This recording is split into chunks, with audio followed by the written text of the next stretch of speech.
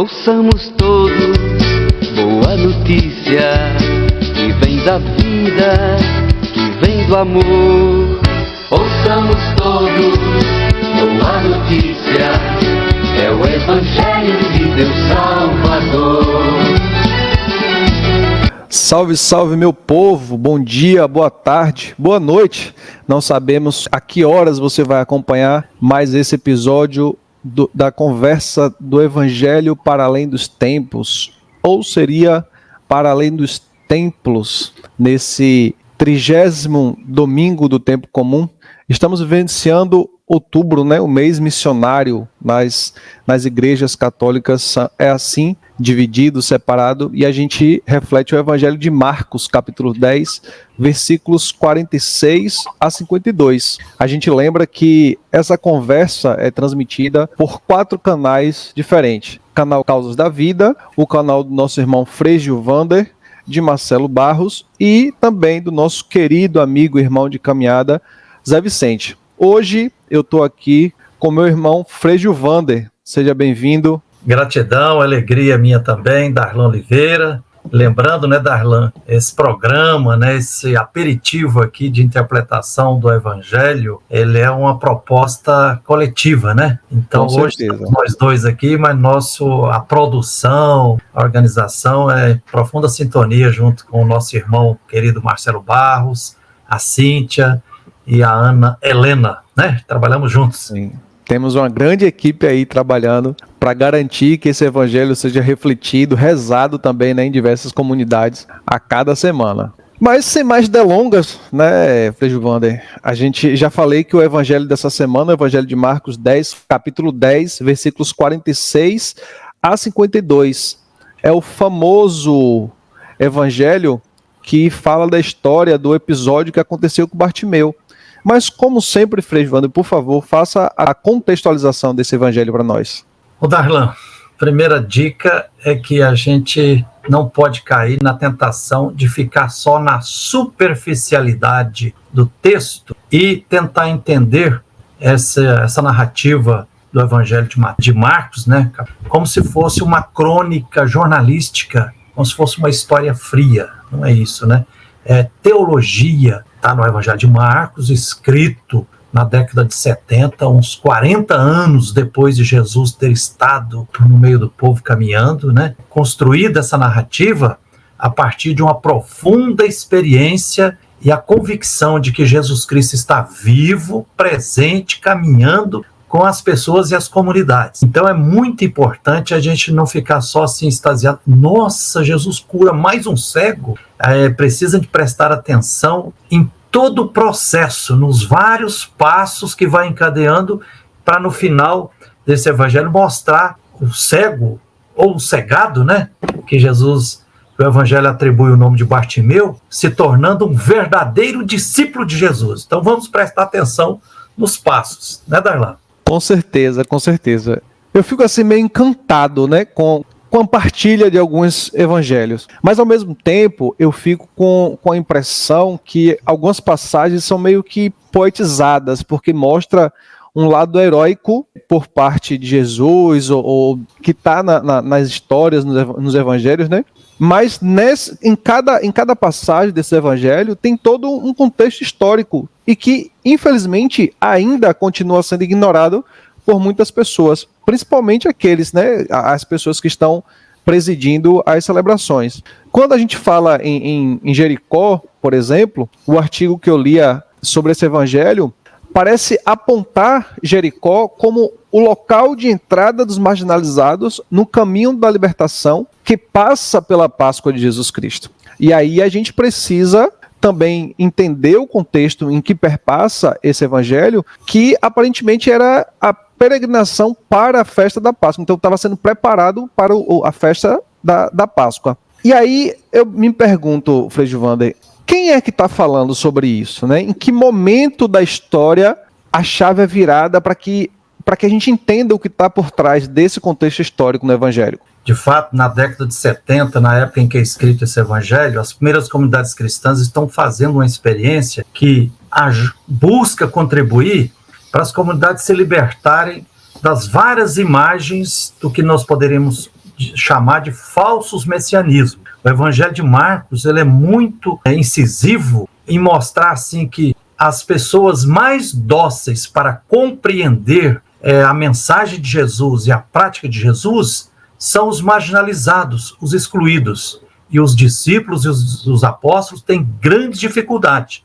Eles levam muitos puxões de orelha. O Evangelho faz questão de dizer que Jesus e o seu movimento, quer dizer, de discípulos e de discípulas, estão saindo de Jericó para continuar a marcha para Jerusalém. E lembrar que Jericó realmente é importante. Lá no Primeiro Testamento, por exemplo, em Josué capítulo 6, mostra que foi através de Jericó, com a derrubada das muralhas de Jericó, que se promoveu a conquista da Terra Prometida. E antes ainda, no capítulo 2 de Josué, mostra o Josué, o sucessor de Moisés, enviando espiões para conhecer um pouco a Terra Prometida e traçar um provável plano por onde e como ocupar a Terra Prometida, aquela que corria leite e mel. E aí diz lá que esses espiões foram ameaçados de serem pegos pelas forças de segurança da cidade de Jericó, e foi Raabe,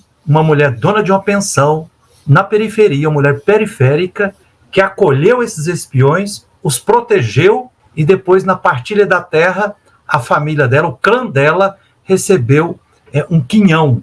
Então parece que em Jericó é onde se celebra, assim, de acordo com a fina flor da experiência bíblica histórica, onde se celebra a união, a aliança entre os explorados da cidade, na família e no clã de Raabe, acolhendo os explorados, os fugitivos que vinham lá debaixo das garras do Império de Faraó, e aí se unem para conquistar a terra. Agora aqui, Marcos parece que de alguma forma discreta resgata isso aí. É o último milagre dos vários que Jesus já fez na caminhada sua pública e missionária, né, rumo a Jerusalém. E aliás, o Evangelho faz questão de dar nome a esse cego, né? Aqui diz Bartimeu, é filho do Timeu. Agora é importante também a gente perceber essa subida para Jerusalém. Para quê? Para combater o bom combate.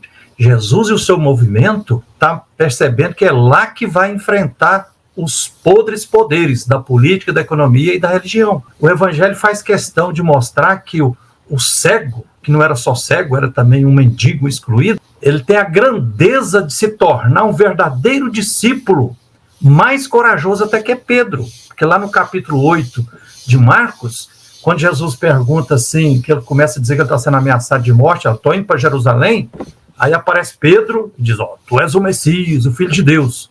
Mas Pedro tremeu na base, falou, Jesus, estão te ameaçando, vamos colocar a viola no saco e voltar para Galileia. E o cego faz diferente, ele apresenta uma audácia, uma grande coragem. O Evangelho faz questão de dizer que ele grita, e aí ele é repreendido para se calar, e ele continua gritando, corajoso, mais do que Pedro. E aí Jesus fica maravilhado ao perceber essa fé do cego Bartimeu, quer dizer, essa disposição existencial de não aceitar as repreensões, porque fé aqui não é um dogma, mas é uma disposição de altaneira, de tocar a vida com muito amor e cabeça erguida. E é importante perceber também, naquela época, o cego, ele grita 2 vezes, ele reconhece que Jesus é o Messias, repete 2 vezes, né? Filho de Davi. Aliás, lá na frente, depois, chegando em Jerusalém, quando as multidões vão aplaudir Jesus na entrada de Jerusalém, bendito aquele que vem, o Filho de Davi. O Evangelho faz questão e Jesus reconhece o título dado a ele por um excluído, por um marginalizado. Isso é bonito a gente perceber. O Evangelho vai mostrar essa trama toda. E ao se aproximar de Jesus e ter essa coragem, o cego Bartimeu também, ele está sendo subversivo, porque existia uma lei, a tal lei da pureza, que era coordenada pelo Sinédrio, pelos rigoristas, os formalistas, os ritualistas, dizia que quem era impuro tinha que ficar lá fora da cidade, onde o cego estava, não podia se aproximar das pessoas puras, senão tornava essas pessoas impuras. Pela lei moralista e fundamentalista, Jesus aceitar o cego se aproximar dele era Jesus se tornar impuro. Mas Jesus pula de alegria. Jesus pergunta: e o que você quer, Galvão? Eu quero ver. Aqui está outra maravilha que faz a guinada da chave. O normal é o cego, o mendigo, pedir um favorzinho, uma esmola. Não, mas ele de cabeça erguida pede um direito. Eu quero voltar a ver. Eu quero o resgate da visão. Então Jesus fica maravilhado ao ver a fé, a coragem, a disposição existencial com a qual o cego Bartimeu está lutando por direitos. E aí Jesus não aceita de nenhum os cálices da vida. Que maravilha, Frei Givanden. Eu ia trazer um pouco agora exatamente dessa parte, né? Dessa virada de chave, onde Bartimeu grita a Jesus, a multidão manda que ele se cale, né? Foi tão forte, a fé de Bartimeu foi tanta que Jesus consegue ouvir o clamor. A partir do momento que você traz esse contexto para a gente, né? Essa virada de chave, esse momento ímpar na vida de Bartimeu e nesse evangelho para nós também. Eu queria que você falasse um pouquinho para a gente, ao mesmo tempo falar de Bartimeu e já aproveitar para não falar um pouquinho, fazendo a contextualização desse evangelho, de quais são as vozes que estão sendo caladas hoje.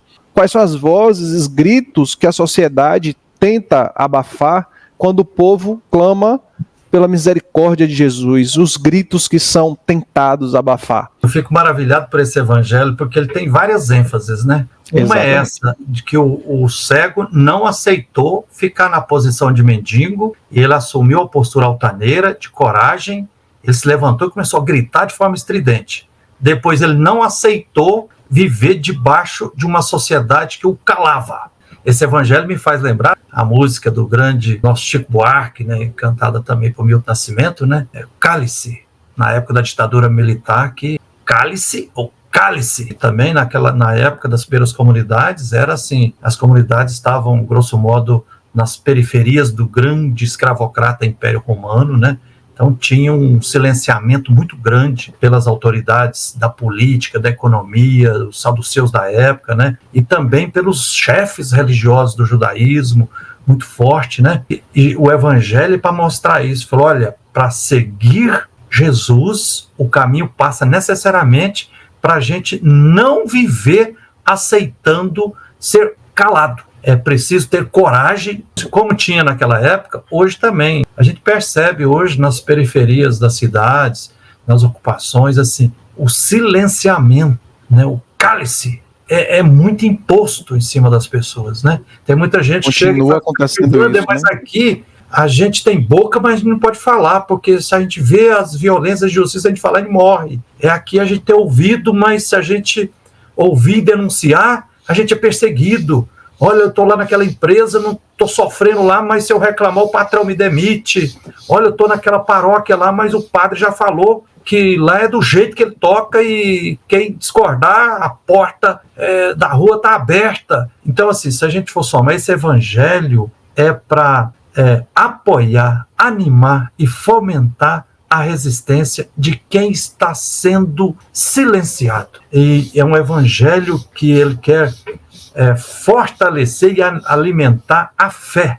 Gosto muito de brincar com uma pitada bíblica, Darlan, que se a gente vai ver na Bíblia assim, mais de 400 passagens onde aparece um anjo de Deus transmitindo uma mensagem, chamando uma pessoa para uma missão importante, no início a pessoa treme na base. Aí quando o anjo chega, a segunda palavra é coragem, coragem, não tenha medo, Deus te ama. Na Bíblia é muito claro que fé é sinônimo de coragem. A grande tônica da mídia, seja da programação televisiva, das rádios, ou até na internet também, muitas vezes é aquela trilogia, né? É o economicismo, é violência, violência, violência, é o sexismo. Quanto mais tragédias e violências você vai divulgando, isso vai, assim, metendo medo nas pessoas e vai, assim, sugando e surrupiando a fé das pessoas. Então, esse evangelho também, ele nos convida para a gente se aproximar das pessoas violentadas, discriminadas, periféricas, ouvir os seus gritos, seus clamores. Repete no Evangelho, ele gritava.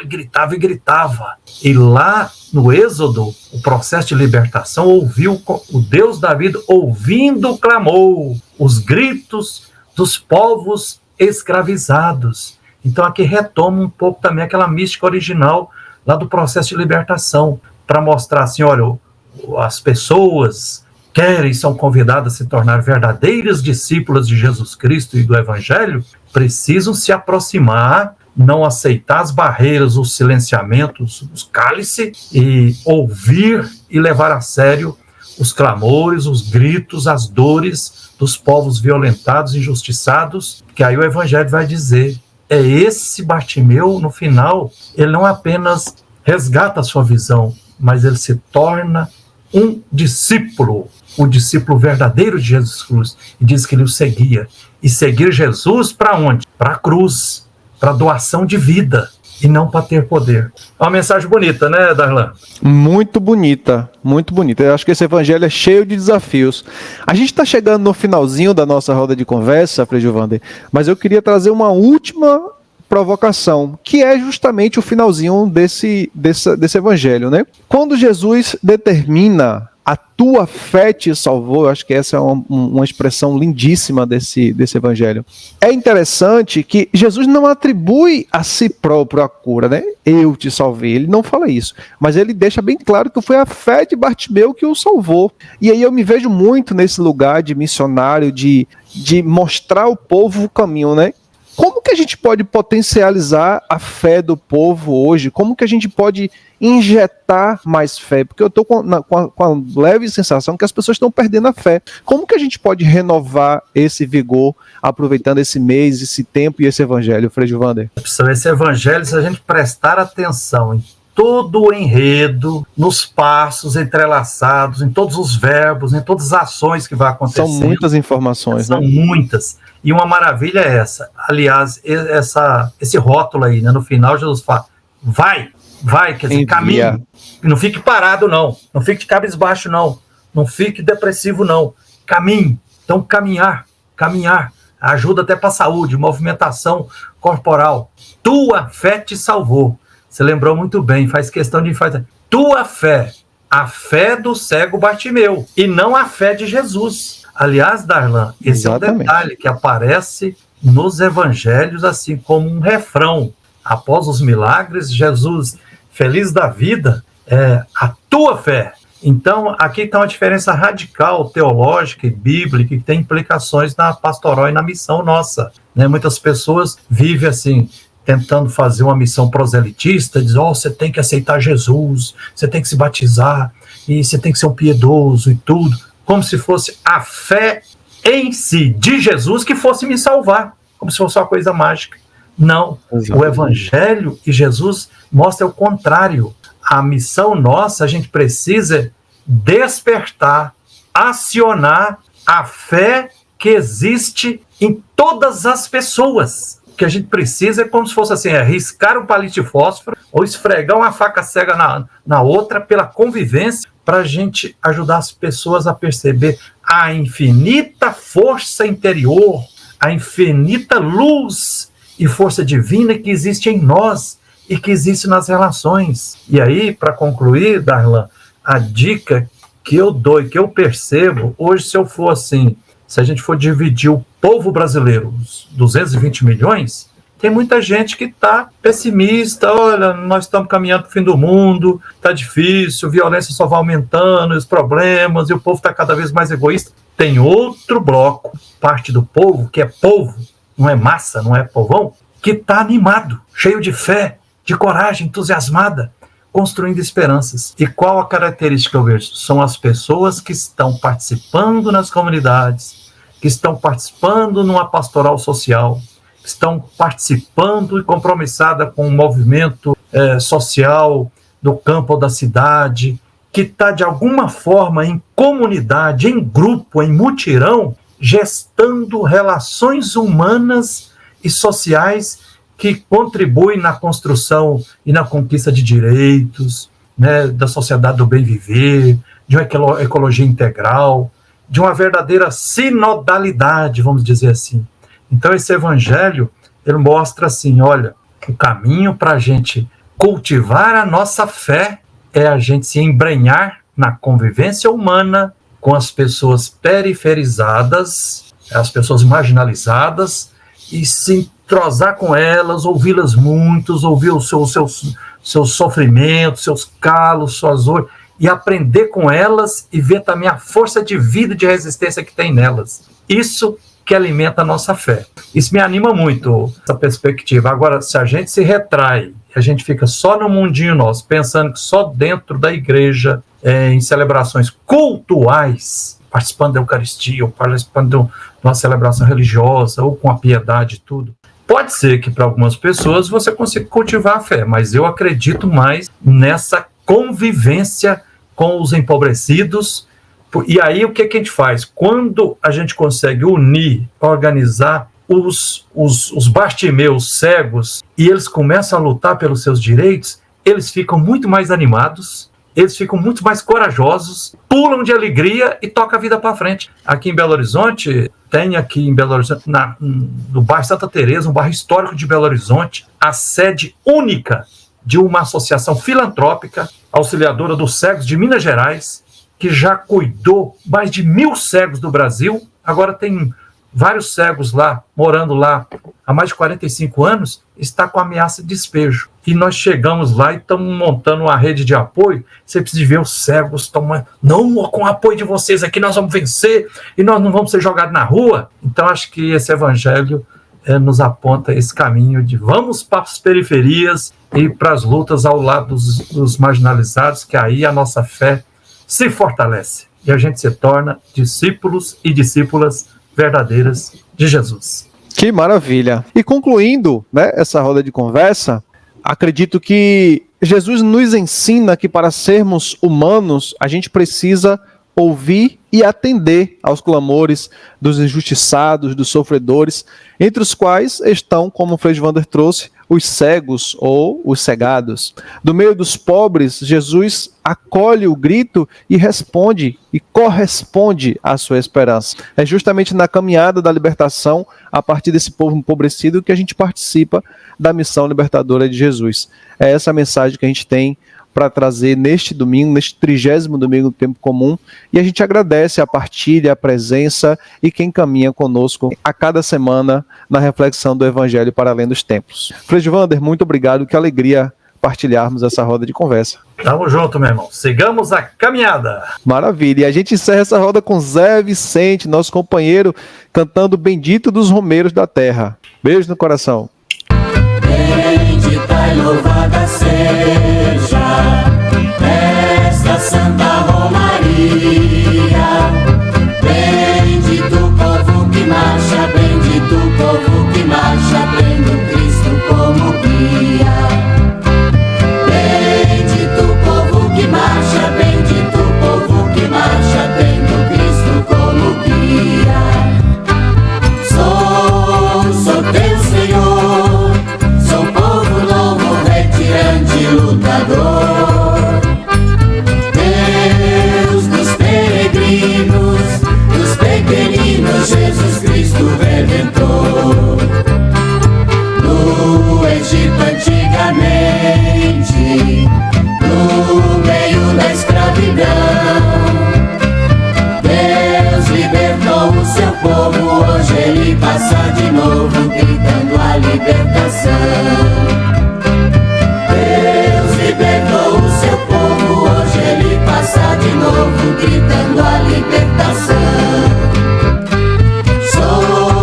Sou teu Senhor, sou povo novo, retirante, lutador.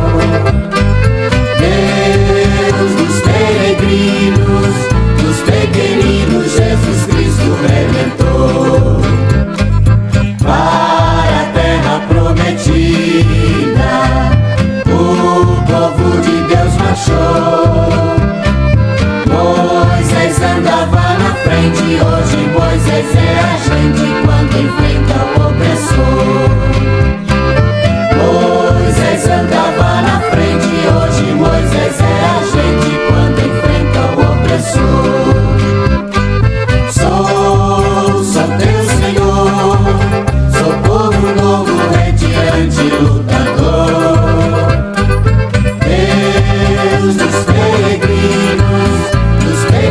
Menino Jesus Cristo Redentor.